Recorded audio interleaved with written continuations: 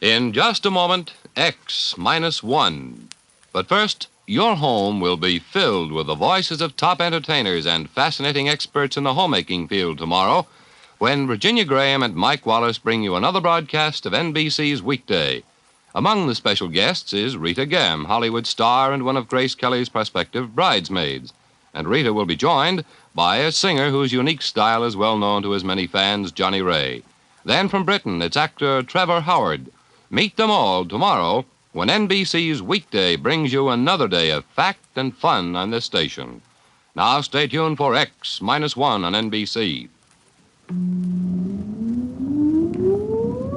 Countdown for blast off. X minus 5, 4, 3, 2, X minus 1, fire.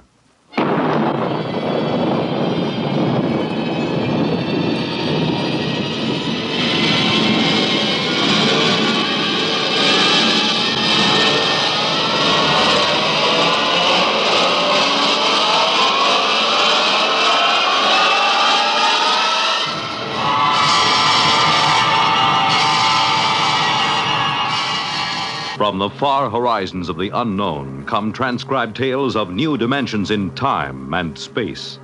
These are stories of the future, adventures in which you'll live in a million, could be years, on 1,000 maybe worlds. The National Broadcasting Company, in cooperation with Galaxy Science Fiction Magazine, presents X minus 1.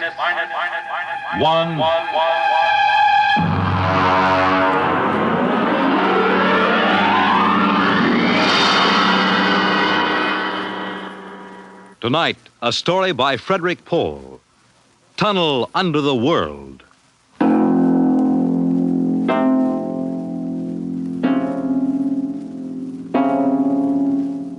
On the morning of June 15th, Guy Burkhart woke up screaming. Ah! It was more real than any dream he had ever had in his life. He could still hear and feel that sharp, metal-ripping explosion, that searing wave of heat. He sat up. Mary!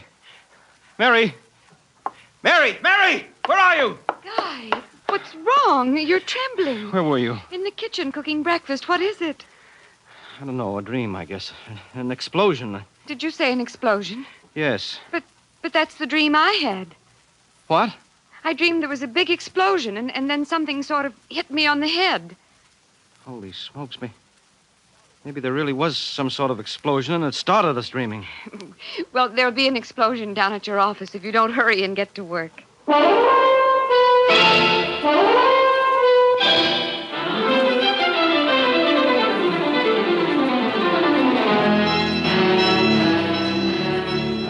Coming in on the bus, Burkhart watched to see if there was any evidence of an explosion.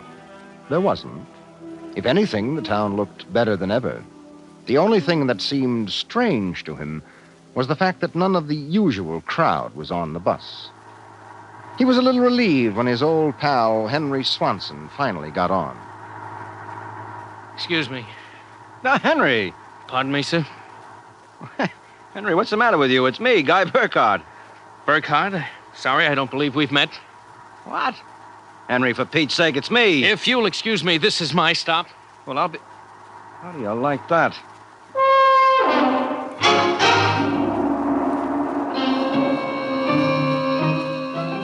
Guy Burkhart got off in front of the gigantic Contro Chemical Building, took the elevator to the 98th floor where he had worked in the accounting department for 12 years. It wasn't until he was almost at his floor that he realized the speaker was not playing the usual commercials. Friends, are you happy with your present home freezer? Of course not. Well, the answer to your problems is a Fecco freezer. Fecco freezers are better freezers. Most wives would do anything for a Fecco freezer. Friends, are you happy with your present home freezer?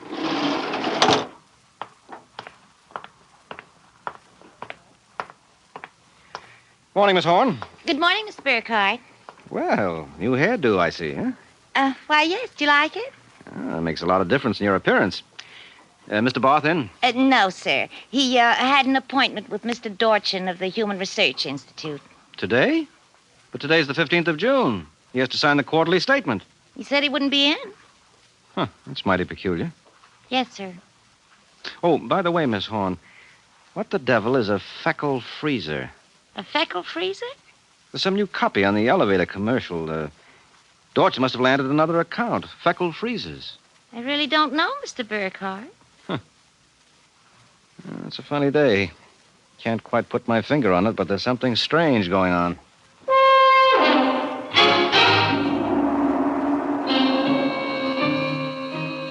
He couldn't shake the thought out of his mind. It persisted all through the day and through dinner. He was still brooding as he and Mary got ready for bed.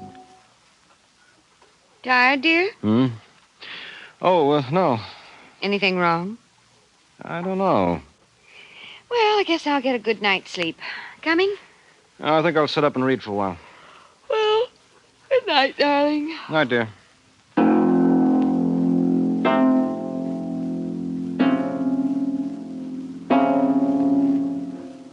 At exactly midnight, Guy Burkhart lapsed into a sudden, deep sleep. And the following morning, he woke up, screaming. Darling, what is it? What's wrong? Nothing. Bad dream, I guess. Oh, you gave me such a shock. I seem to be having a lot of nightmares lately. Really? Yes, the one I had yesterday. This was the same. A big explosion and then nothing. You had a dream yesterday? Well, of course I did. You had the same sort of dream. I? Guy, you're mistaken. I don't remember dreaming. Oh, now, Mary, you told me. Guy, you're mistaken. But, Mary, you... Maybe you dreamed I had a dream. Maybe... Oh, yes, I might have done that, I suppose. Everything did seem sort of strange yesterday. Oh, well, that's probably it. You better get dressed, dear. Today's the 15th. That's when the quarterly statement... 15th? Yes. Well, then it must have been a dream, because yesterday was the 15th.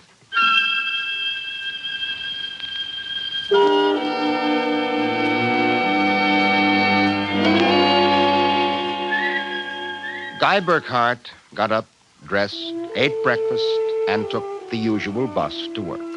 Once again, everything seemed even brighter and newer than usual. And once again, he was puzzled when he noticed none of the old crowd on the bus.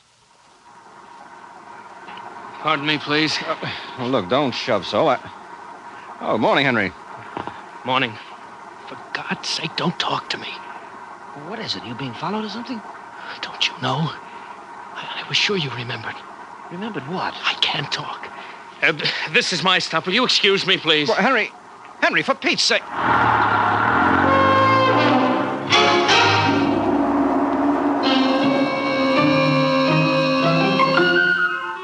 As in yesterday's dream, Guy Burkhart got off at his stop and took the elevator to the 98th floor.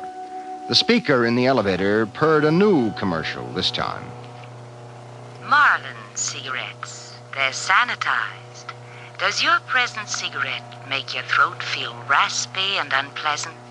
Marlin cigarettes contain a miraculous new drug which actually gives you the sensation of smooth, creamy smoke. Marlin cigarettes. Marlin cigarettes. He walked down the marble corridor to his office.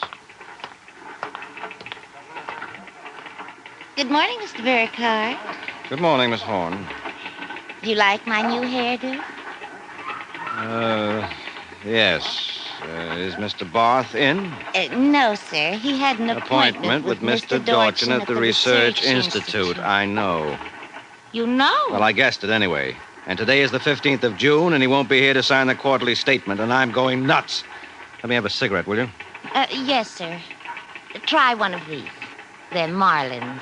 I never heard of Marlins before today. What are we, a bunch of guinea pigs? Something wrong, Mr. Burkhart? Wrong? Perish the thought, Miss Horn. Perish the thought.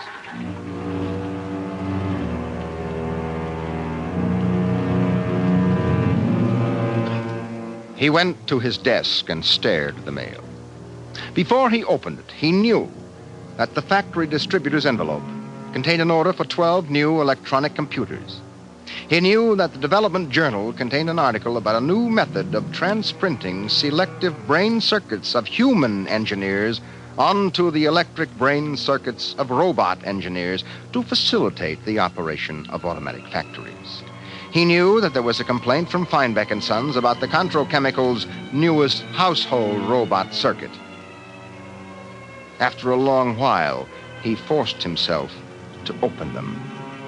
They were exactly as he suspected. Hello? This is Swanson, Henry Swanson. What is it? Do you remember? Remember what? Just remember. All right, now listen, Henry, let's stop playing games. Yesterday, either I was dreaming or you snubbed me on the bus. Today, the same thing happens. Oh, you do remember, thank heavens. I thought so when I saw you, but I couldn't be sure. Well, what is it you want? Listen, tomorrow morning, when I get off the bus, you get off with me. Be casual. They may be watching. Who may be watching? Swanson! Hello!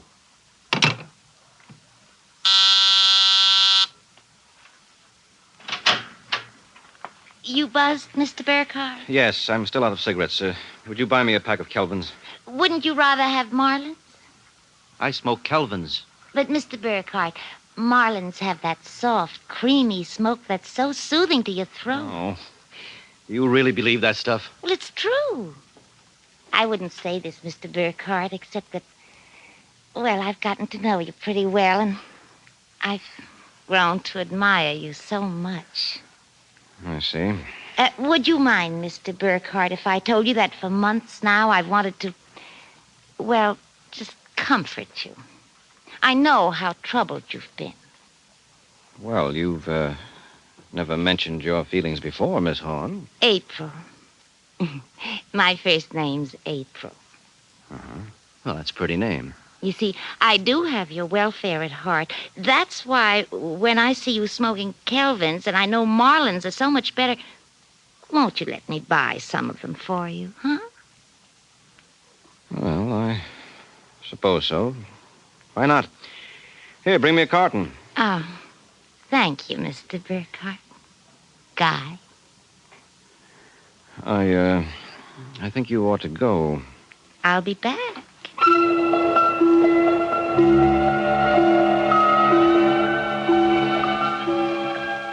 There was something wrong. Something definitely peculiar about what was happening. The call from Henry Swanson. The strange behavior of his secretary, Miss Horn. These new products, the dream. Guy Burkhart went home that night feeling like a man in a nightmare. Is that you, dear? It's me. Did you have a good day? Fair. Oh, before you sit down, will you go down in the cellar and put in a new fuse? The switch in the hall closet blew out. I shut it off. Okay. Supper will be ready in a minute, so don't start fooling around with that old boat hull you've been building. I won't.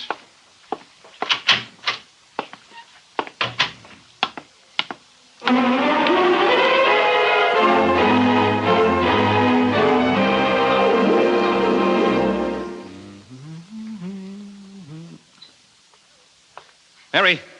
Mary! What is it? Come down here. Hurry up. What is it? I don't know. I'm not sure. I was looking for a fuse, and I thought maybe I'd dropped one under the boat hull, so I scratched around. Look. Let me put the flashlight on it. Well? Look at the floor. What about the floor? It's supposed to be cement. Well? Well, it's copper. There's a thin layer of cement, but underneath it's metal. Look here. Underneath the concrete, more metal. And here on the wall. You see? Metal. Metal under the floor, behind the walls, every place. Well, I don't really understand. Mary, I know this sounds crazy, but somebody, for reasons I can't even begin to guess, has taken this house and replaced it with a clever imitation. Guy. Mary, I'm going to look around a little more. Well, your dinner will be ready. All right, save it for me. There are a couple of things I've got to figure out.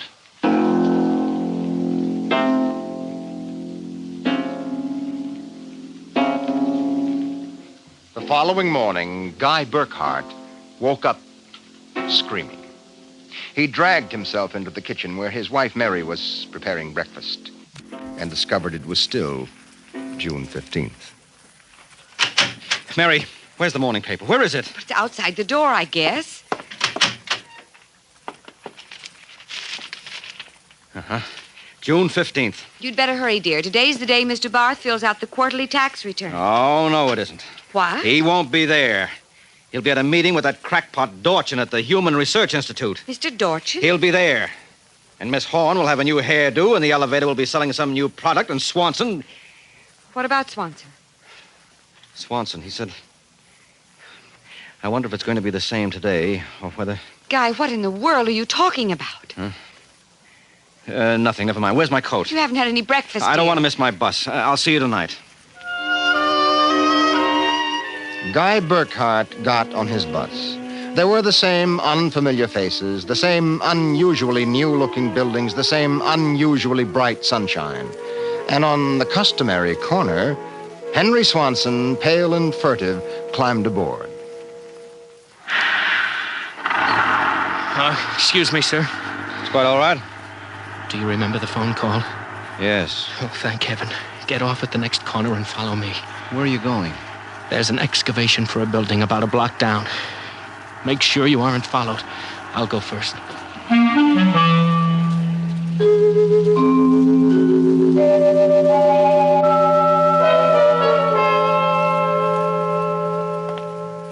Burkhart. Here, behind the fence. All right now, Henry, what's this all about? I'm not sure. At first, I thought perhaps they were Russians. Now I'm beginning to think they're Martians. No humans could have accomplished what they've accomplished. Now, wait a minute. Start from the beginning, Henry. What's going on? Look, Burkhart, peculiar things have been happening to you, right? Yes? A lot of your friends are missing. Your house seems changed. Yeah. There's something stranger than that. The date. Today is June 15th. Yet I could swear yesterday was June 15th and the day before that. You got it, friend. It's always June 15th. And you and I are the only ones who know it. But why, Henry? How? I'm not sure. I think it's some sort of mass hypnosis or something. Well, why doesn't it work for us? My wife, Mary, doesn't remember a thing. Somehow, when it happened, they missed us. We were protected from the full force of the rays or whatever they used. Burkhart, where were you on the night of the 14th about midnight? Let me see, that was Sunday night. Yes. Yeah, I was down in the cellar under the boat I'm building. And I was in my darkroom developing some pictures. Well, this just doesn't make any sense to me. Russians, Martians. What makes you think that? I've seen them. Where? At the end of the tunnel. What tunnel? The one they built under Tylertown. A tunnel under Tylertown? Yes, that's right.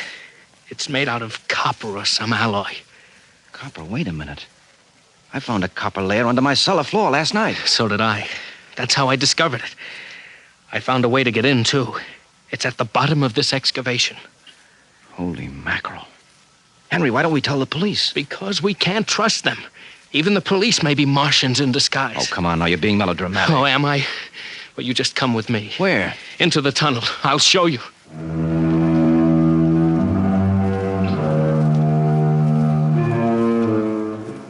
Henry Swanson led Guy Burkhart to a small hole in the side of the excavation. There he removed a cut-out piece of metallic substance and they crawled into a dimly lighted tunnel.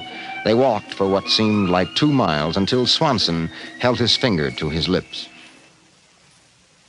We've got to be quiet now. Henry, this is fantastic. They've got a tunnel right under the whole town. Oh, you haven't seen anything yet. There's a room a little farther down. We'll be able to look through a glass in the door. Is it safe? It's perfectly safe, unless one of them comes along. Oh, come on. Okay. Here. Now, Burkhart, look through this glass. Now, just so I know I'm not completely insane, tell me what you see. Good Lord. Well? A tremendous panel with dozens of telescreens. And in front of each, a servo robot. They seem to be computing something. Yes, I've watched them. They're evaluating data from the screens. Have you gotten a chance to look at the data on those screens? No. I've been afraid to go in.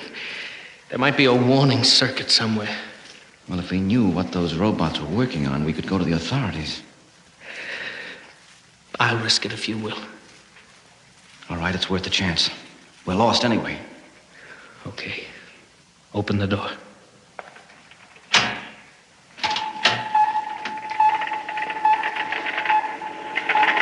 So far, so good. Come on. Let's take a look at that data. But don't interfere with the robots. Don't worry. Here, let's look at this screen. Listen to this. Tests in the 47K12 group with Marlin cigarettes pulled 80% using the soft feminine approach. Indications are that an extension of this approach would influence at least 70% nationwide. The direct elevator pitch pulled only 10%. This should be abandoned and a new series of high persuasion personal elements introduced. Henry, do you know what this means? I haven't the faintest idea. Well, I don't blame you. This is crazy, but it fits the facts when I think about it. Do you know who's behind this? Martians? No, not Martians, Henry. Humans. What? Humans who are interested in developing the perfect propaganda machine. What? I don't know who they are or how they've done it, but somehow they've taken Tylertown over. Hypnosis. Hypnosis, drugs, maybe some kind of array or something. However they do it, what happens is that they let us live through a single day. During that day, they pour all kinds of suggestions and propaganda into us. At the end of the day, they evaluate the results, see how we've reacted. And at midnight, they wash the day out of our minds, and the next morning we start the same day over again with different stimuli. Do you know what that means, Henry? Suppose one man learned how to influence people 100%. Why, in a year, he could sell us anything from freezers to political candidates. Oh, wait a minute. We're guinea pigs, Henry. This whole community is one big test tube for Dorchin's propaganda research. Burkhart, what do we do? I don't know, but somehow we've got to get out of this town and get to the FBI. Oh, do you think we can? It's worth a try. Come on. Wait. Huh? What is it? Look through the door. There's somebody coming down the tunnel. You've got to hide. Behind the circuit box. Quick. Shh. Good Lord, it's Dorchin, the head of the Research Institute. Shh, quiet.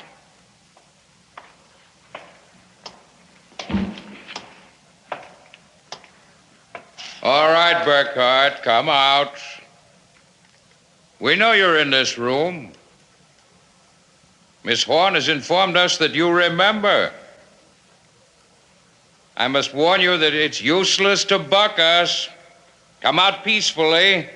Let our maintenance crew adjust you properly so you don't remember from one experiment to the next. It will be quite painless. If you don't come out peacefully, we'll have to get you. Henry, take this wrench. When I give the word, jump him. But he may be armed. Oh, we've got nothing to lose. Very well. I'm coming after you. Now!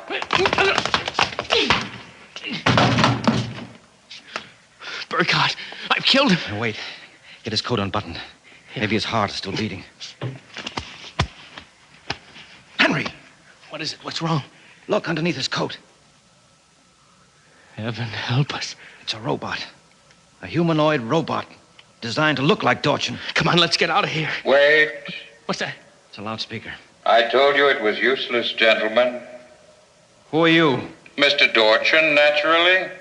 The real Mr. Dorchin. What are you trying to do to us? Merely trying to prevent you from damaging my experiment, gentlemen.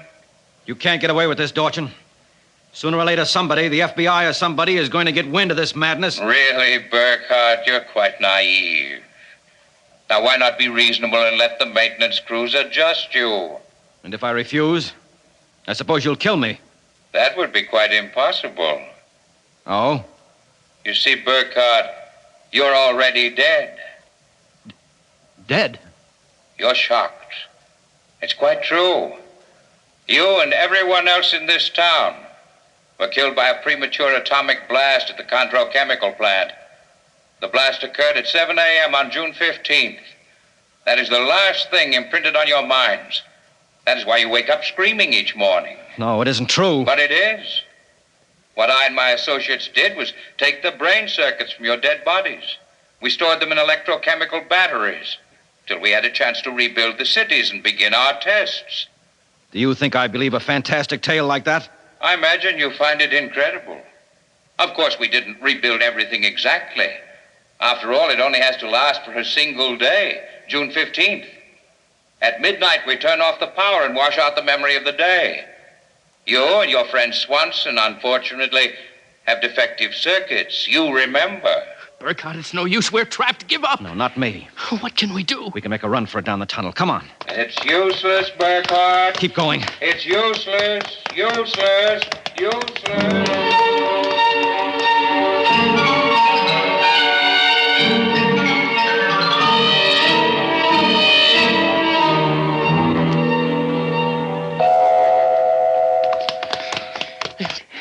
Now, this door is open. It opens. Oh, no. No, I don't believe it. Swanson, look.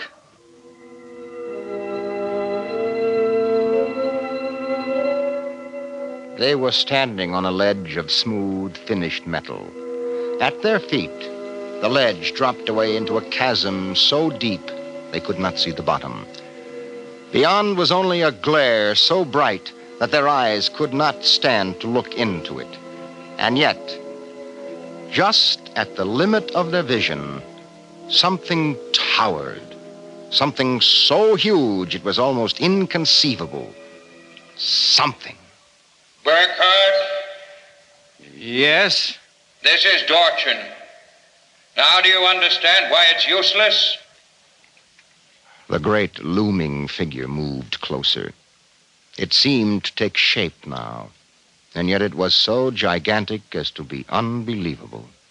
It came closer. The glare was partially blocked. And then, Guy Burkhart knew that the towering shape was none other than Dorchin himself. You see how I did it, Burkhart? I took your brain circuits and had them reduced so they could be transferred to tiny humanoid mannequins. That's what you are, Burkhart. A tiny miniature of yourself. And this city, this whole experiment I'm conducting, is built on a tabletop.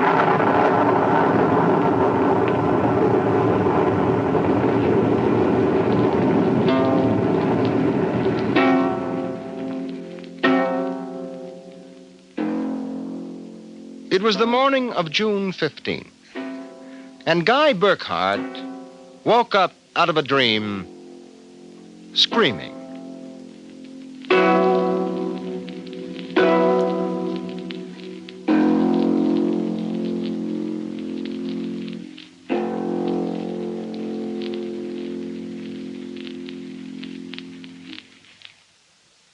You have just heard X-1, presented by the National Broadcasting Company in cooperation with Galaxy Science Fiction Magazine, which this month features another story by tonight's author, Frederick Pohl. It's the second installment of his novel, Slave Ship, the story of a world engaged in the wildest of all possible non-wars, where the order of the day was even wilder still. Spare every animal and throw the men to the wolves. Galaxy Magazine on your newsstand today.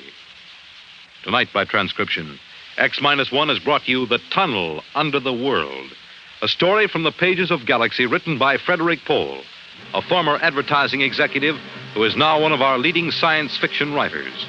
It was adapted for radio by George Lefferts. Featured in the cast were Les Damon, Ginger Jones, Bob Hastings, Connie Lemke, Stan Early, and Kermit Murdoch. Your narrator was John Larkin. Your announcer, Fred Collins. X-1 was directed by Daniel Sutter and is an NBC Radio Network production.